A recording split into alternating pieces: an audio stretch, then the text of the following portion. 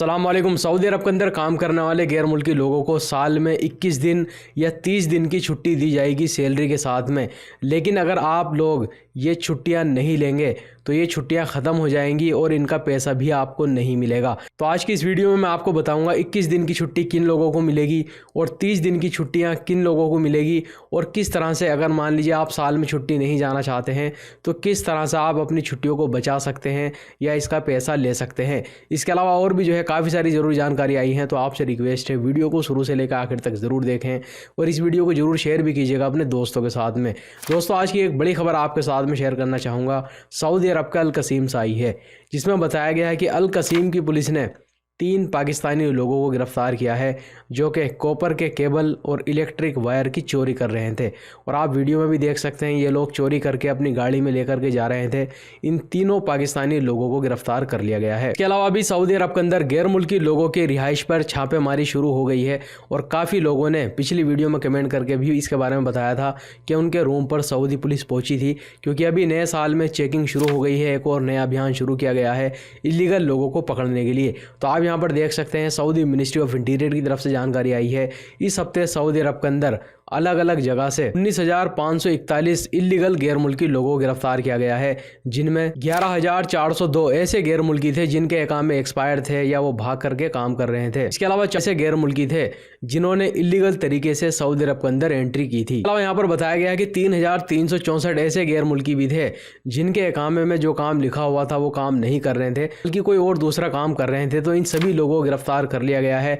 और यहाँ पर यह भी बताया गया है कि इस हफ्ते सऊदी अरब से लगभग 8,954 गैर मुल्की लोगों को डिपोर्ट किया गया है। इसके अलावा 27 ऐसे लोगों को भी गिरफ्तार किया गया है जो कि इलीगल लोगों को ट्रांसपोर्ट की सहूलत दे रहे थे या इलीगल लोगों को अपने यहाँ पर काम पे रखा हुआ था। तो इन सभी लोगों को गिरफ्तार कर लिया गया है। तो जैसा कि आपको मालूम है, सऊदी अरब के अंदर अगर आप किसी भी इलीगल बंदे को अपनी गाड़ी से एक जगह से दूसरी जगह छोड़ते हैं या रहने के लिए जगह देते हैं या उसको काम देते हैं तो फिर 15 साल की जेल की सजा होगी और 10 लाख रियाल का जुर्माना भी लगाया जाएगा। इसके अलावा दोस्तों, अब यहाँ पर मैं आपको बताना चाहूँगा, सऊदी अरब के अंदर काम करने वाले लोगों को हर साल 21 दिन या 30 दिन की सैलरी के साथ में छुट्टी दी जाएगी। लेकिन आपने अक्सर देखा होगा, बहुत सारी ऐसी कंपनी हैं, कफील हैं, जो कि साल में अपने वर्कर को छुट्टी देते ही नहीं हैं, उसको जाने ही नहीं देते हैं, ना ही उसके बदले में उसको पैसा दिया जाता है। तो यहाँ पर मैं आपको बताना चाहूँगा सऊदी अरब का जो लेबर कानून है इसके बारे में क्या कहता है। तो आप यहाँ पर देख सकते हैं, सऊदी अरब का लेबर लॉ आर्टिकल 109 में साफ साफ लिखा हुआ है कि जिस वर्कर को सऊदी अरब के अंदर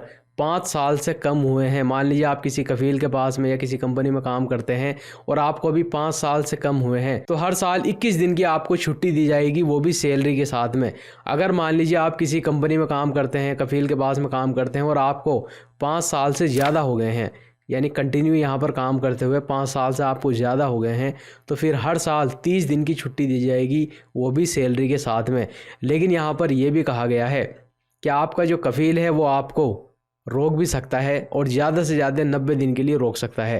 क्योंकि बहुत बार क्या होता है कि मान लीजिए किसी सेक्शन में, डिपार्टमेंट में गैर मुल्की लोग काम कर रहे हैं और सभी एक साथ छुट्टी जाना चाहते हैं, या मान लीजिए जो वर्कर छुट्टी जाना चाहता है अभी उसकी जगह बंदा नहीं है कोई काम करने के लिए, या जो ये वर्कर छुट्टी जा रहा है इसके बिना काम नहीं होगा जो कि अभी कंपनी कर रही है। तो ऐसी सूरत में जो कफील है या कंपनी है वो अपने वर्कर को सिर्फ 90 दिन के लिए रोक सकते हैं, वो भी लिखित में उसको देना होगा।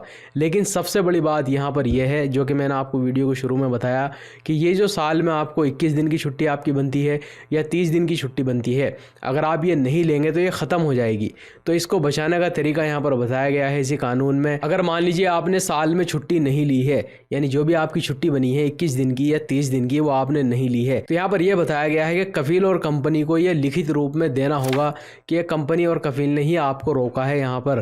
तो यहाँ पर इस कानून में आर्टिकल 110 में लिखा हुआ है कि आपके कफील और कंपनी को ये लिखित रूप में देना होगा कि इस छुट्टी के बदले आपको पैसा दिया जाएगा या इस छुट्टी के बदले आपको अगले साल छुट्टी दी जाएगी। यानी मान लीजिए आपका 1 साल पूरा हो चुका है और आपको छुट्टी जाना है, लेकिन आपका कफील और कंपनी आपको रोक लेते हैं, तो उनको लिख करके देना होगा कि इसके बदले में वो आपको पैसा देंगे या इसके बदले में आपको छुट्टी देंगे अगले साल, या आप थोड़ा थोड़ा छुट्टी करके भी ले सकते हैं अगले साल। मान लीजिए आपने कभी 5 दिन लिए, कभी 10 दिन लिए, कभी 2 दिन लिए, यानी ये जितनी भी छुट्टी हैं आप थोड़ा थोड़ा करके भी अगले साल पूरी कर सकते हैं।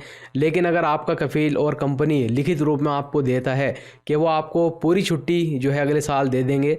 यानी अगले साल यानी कि 2 साल आपके हो जाएंगे, फिर 30 दिन की छुट्टी इस साल की और 30 दिन की जब आप अगले साल जाएंगे तो 60 दिन की वो आपको छुट्टी देंगे सैलरी के साथ में। या फिर वो ऐसा भी कर सकते हैं कि आपको जो रोका गया है तो 30 दिन की छुट्टी के पैसे भी ये कफ़ील या कंपनी आपको अदा कर सकता है। लेकिन कुल मिला के बात यहाँ पर यह कही गई है कि कफ़ील और कंपनी को रिटर्न में ये लिख करके देना होगा, लिखित रूप में होना चाहिए, तभी आपको पैसा या छुट्टी मिलेगी। क्योंकि आर्टिकल 109 में साफ साफ लिखा हुआ है अगर वर्कर साल में छुट्टी नहीं जाएगा, उसने छुट्टी नहीं ली, तो उसको फिर ये छुट्टियां भी नहीं मिलेंगी बाद में और उसका पैसा भी नहीं मिलेगा। तो बेहतर यही है कि कफ़ील कंपनी आपको रोके तो आप यहाँ पर रुकें और लिखित रूप में ये चीज़ तय कर लें कि इसके बदले में आपको पैसा मिलेगा या अगले साल ये छुट्टियां भी आप लेकर के जाएंगे। इस वीडियो को जरूर शेयर भी कीजिएगा अपने दोस्तों के साथ में। वीडियो देखने के लिए बहुत बहुत शुक्रिया।